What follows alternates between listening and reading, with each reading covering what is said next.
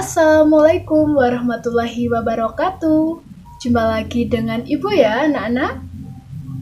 Salam ceria dan sehat selalu. Nah, sebelum memulai pembelajaran hari ini, mari kita berdoa terlebih dahulu sesuai dengan keyakinan masing-masing ya. Berdoa dimulai. Berdoa selesai. Anak-anak, di pembelajaran sebelumnya kita telah membahas pelajaran apa ya? Nah, di pembelajaran sebelumnya kita telah membahas mengenai sistem pencernaan. Sebelum membahas lebih jauh, mari kita ingat kembali sistem pencernaan manusia itu terdiri dari apa saja ya? Sistem pencernaan sendiri merupakan sistem organ yang sangat penting bagi makhluk hidup. Pada manusia terdiri dari mulut, kerongkongan, lambung, usus halus, usus besar, dan anus. Di mana semua organ tersebut merupakan satu kesatuan yang tidak dapat dipisahkan. Fungsi utama dari sistem pencernaan yaitu sebagai pencerna nutrisi tubuh. Meski begitu, tidak semua nutrisi baik bagi tubuh kita. Nutrisi yang kurang baik akan menimbulkan gangguan atau penyakit pada sistem pencernaan kita ya.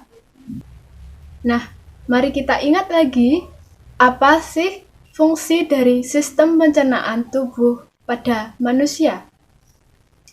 Sistem pencernaan tubuh pada manusia berfungsi sebagai pencerna nutrisi tubuh.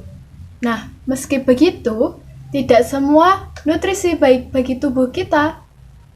Nutrisi yang kurang baik akan menimbulkan gangguan atau penyakit pada sistem pencernaan tubuh kita. Gangguan atau penyakit yang timbul dapat menghambat sistem kerja organ-organ lainnya loh. Nah, di sini siapa yang sudah pernah mengalami penyakit pencernaan? Penyakit pencernaan tentunya ada di perut ya biasanya. Siapa yang sudah pernah? Nah, kalau ada yang pernah, apa sih yang dilakukan agar tidak terkena gangguan pencernaan kembali? Nah, apabila kalian pernah mengalami gangguan sistem pencernaan, kalian bisa menuliskan pada LKS yang sudah Ibu siapkan ya. Lalu, apa saja jenis-jenis penyakit yang sering menyerang organ pencernaan manusia? Ternyata ada banyak loh. Yang pertama, diare. Kedua, MAH. Yang ketiga, sembelit. Dan yang keempat, sariawan. Yang kelima, radang usus buntu. Yang keenam, tifus. Dan masih banyak lagi. Jadi, agar kita tidak terkena gangguan pencernaan, kita harus mengatur pola makan hidup sehat kita. Makan dan hidup sehat agar tubuh kita mendapat beragam nutrisi baik dan terhindar dari penyakit ya. Keragaman tak hanya pada nutrisi, namun juga bisa pada keragaman budaya. Pada pertemuan sebelumnya, kita juga sudah membahas naskah tentang keragaman sebagai modal pembangun bangsa. Pada pertemuan ini, kita akan menentukan perlengkapan pendukung iklan yang akan kita buat untuk mendukung iklan kita.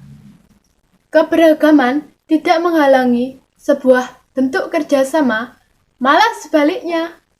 Keberagaman akan memperkuat kerjasama kita. Indonesia sangat kaya akan keberagaman budaya, di antaranya terlihat pada keragaman seni rupa daerahnya. Karya seni rupa daerah yang terdapat di Indonesia sangatlah banyak. Antara lain ada batik, ukiran, anyaman, dan masih banyak lagi ya. Karya seni rupa di setiap daerah memiliki ciri khas masing-masing yang dipengaruhi oleh aktivitas seniman yang membuatnya, budaya daerah setempat, ketersediaan alat dan bahan baku, teknik yang dipakai, fungsi benda tersebut, serta unsur keindahannya. Nah, contoh yang paling sering kita jumpai yaitu batik. Kerajinan batik ini banyak jenisnya, mulai dari batik kawung, batik megamendung, batik pekalongan, batik keris, dan masih banyak lagi loh. Setiap daerah memiliki batik ciri khasnya sendiri-sendiri. Batik ternyata memiliki kesamaan hampir di setiap wilayah di Indonesia ya. Nah, yang membedakannya adalah pada pembuatannya dan penggunaan warna serta motif batik tersebut. Cara dan teknik pembuatan batik ternyata memiliki kesamaan di hampir setiap wilayah daerah ya. Yang membedakannya yaitu motif dan corak warna yang ada di batik tersebut. Mari kita perhatikan beberapa contoh motif yang ada di Nusantara ini. Adakah yang sudah tahu bagaimana teknik pembuatan batik? Teknik pembuatan batik terbagi menjadi 3, antara lain teknik tulis menggunakan canting, teknik cap, dan teknik sablon. Keragaman corak batik Nusantara merupakan kekayaan yang tidak ternilai bagi bangsa Indonesia. Corak batik yang beragam motif dan warnanya tidak hanya menampilkan keindahan dan keunikannya saja, tetapi juga syarat dengan makna-makna hidup yang luar biasa. Keragaman batik ini tersebar di seluruh wilayah Nusantara dari Sabang sampai Merauke, dengan ciri khas masing-masing di setiap daerahnya ya. Untuk selanjutnya, silahkan anak-anak mengerjakan tugas yang Ibu beri pada LKS yang sudah ada pada kalian ya. Nah, pada pembelajaran hari ini, kita telah membahas mengenai sistem pencernaan dan apa saja penyakit sistem pencernaan pada manusia, serta keberagaman kebudayaan di Indonesia dan kerajinan-kerajinannya. Untuk itu, pada LKS pertemuan hari ini, silahkan anak-anak mengerjakan tugasnya ya. Mari kita bahas untuk pertemuan selanjutnya.